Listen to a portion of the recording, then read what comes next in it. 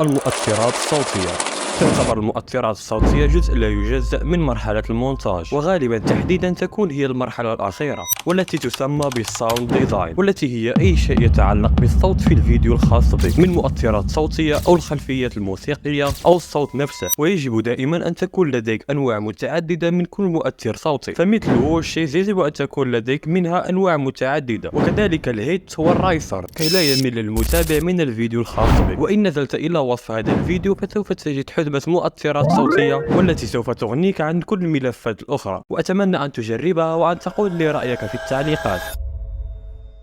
وهذا كل ما كان لدي في هذا الفيديو، نلتقي في فيديو آخر والسلام عليكم.